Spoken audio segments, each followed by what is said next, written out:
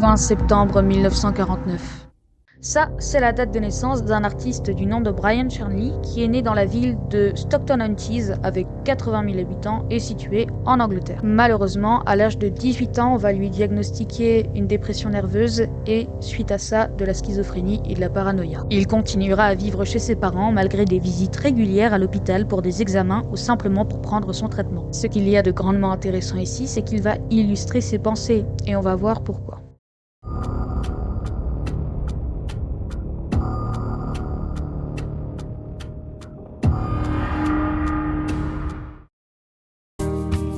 C'est l'histoire de Brian, et ce jour-là, il va chez le psy, et il dit ceci. Arrête mes médocs. Le psy fut confus, mais après une réflexion, il fit son accord. Cependant, c'était en échange de quelque chose. C'était une mauvaise idée. En effet, le psychologue demanda à son patient de faire régulièrement des autoportraits. Et en quoi est-ce utile, me direz-vous? Eh bien, Brian illustrera sa mentalité une fois de plus. Quand il ira mal, ça ressemblera à ça, et quand il ira bien, ça ressemblera à ça. Pour couronner le tout, on aura droit à une petite description de l'œuvre. Allons lire ça?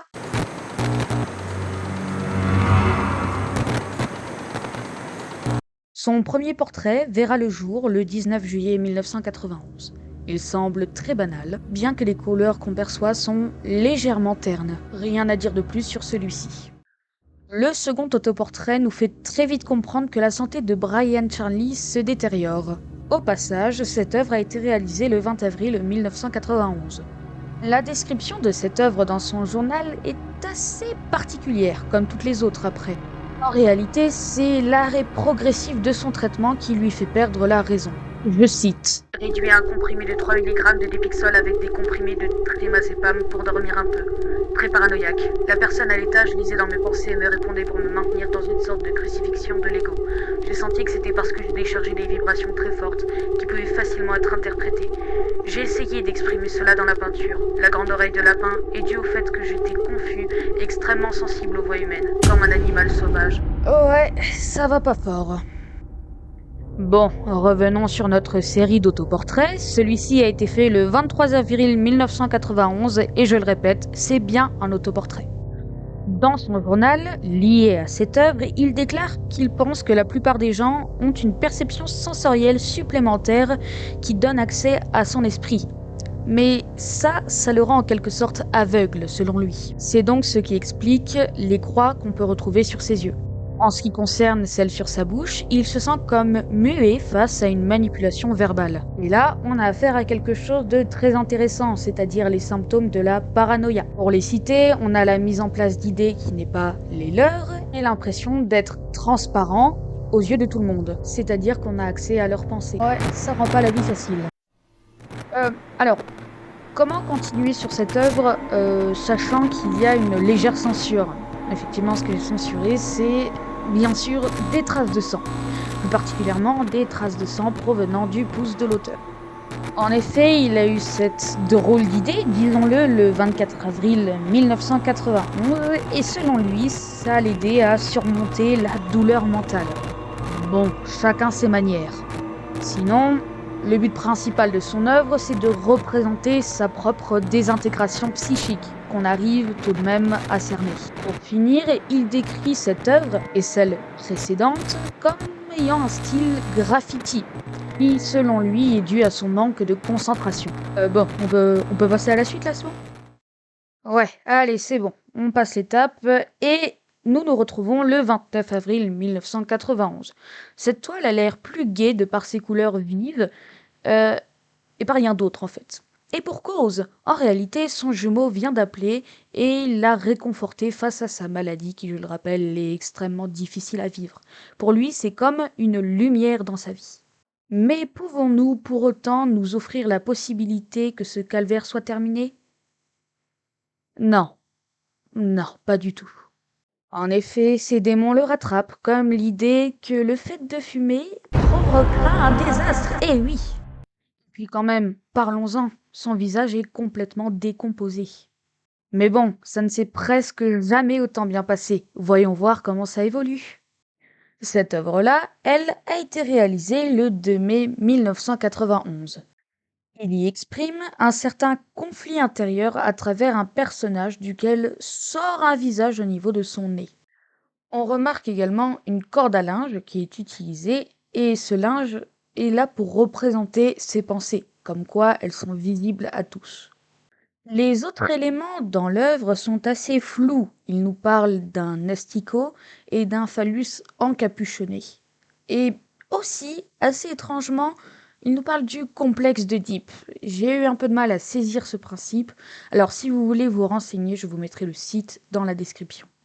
Concernant les deux prochains tableaux, faits le 6 et le 14 mai 1991 bien sûr, les propos de Brian Charney étaient extrêmement brouillons. Je ne voyais donc pas beaucoup d'intérêt à vous les présenter et ce ne sera malheureusement pas les seuls tableaux à être entre guillemets zappés.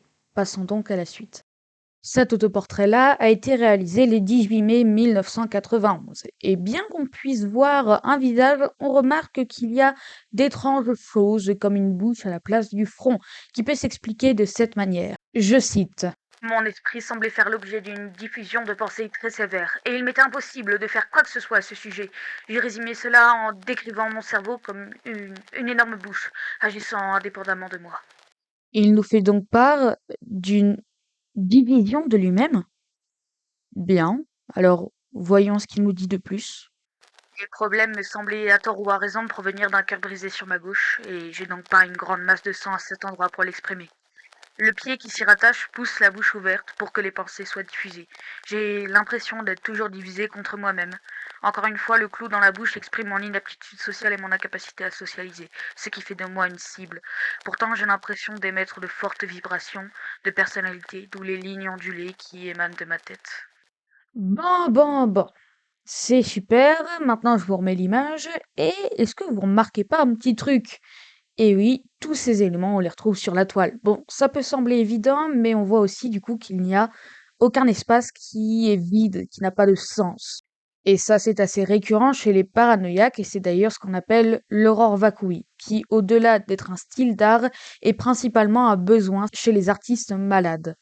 Pour illustrer ça, je peux vous montrer ces deux œuvres que je trouve qui représentent particulièrement ce style.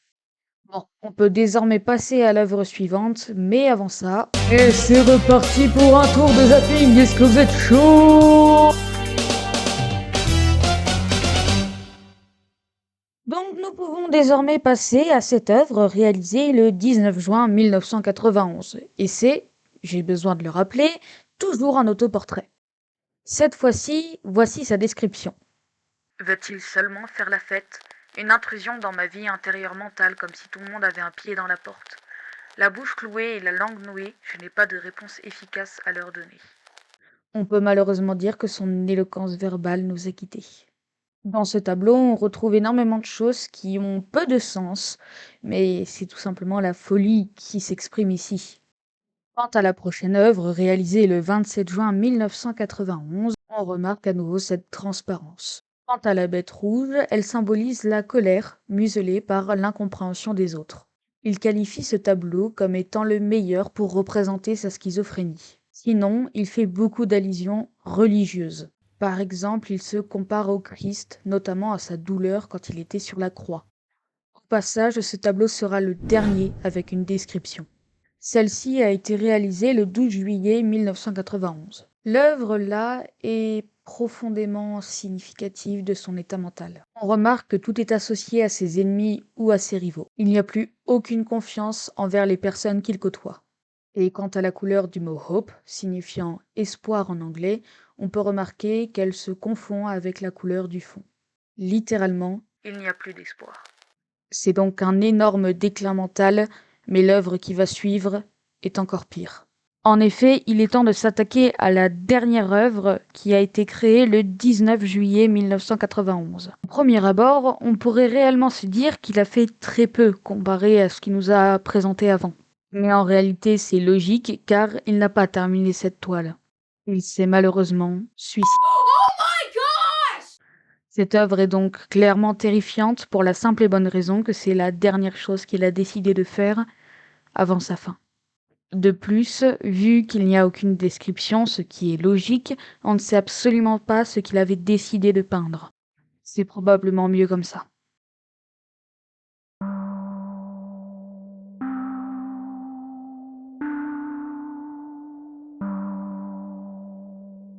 Si on doit bien retenir quelque chose de cette vidéo, c'est qu'il faut pas faire confiance à son psy.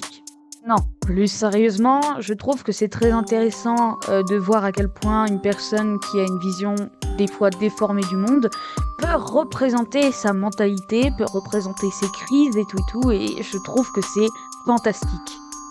Bon, après, c'est pas parce que vous serez schizophrène, paranoïaque ou dépressif que vous allez forcément vous lancer dans l'art et ça va se finir mal. Non, faut pas prendre ça comme ça, faut savoir que ça c'est un cas qui est extrêmement grave et il faut pas faire de généralisation. Ce qui m'a donné envie de faire cette vidéo aussi, c'est le mélange entre la maladie et l'art. Je vais justement vous mettre dans la description quelque chose qui en parle très bien et que vous connaissez peut-être, si vous avez des goûts de roi seulement. Sur ce, je vous laisse avec l'outro. Salut. Bonjour vous, c'est moi qui ai fait la vidéo. Je tiens à vous remercier d'être resté jusque-là. J'espère que ça vous a plu surtout, parce que pour moi c'était un projet qui me tenait beaucoup à cœur, parce que j'avais envie de vous présenter mon artiste entre guillemets pas connu et préféré surtout.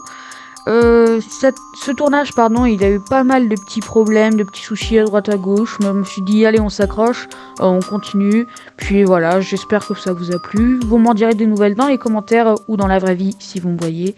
Donc voilà, salut!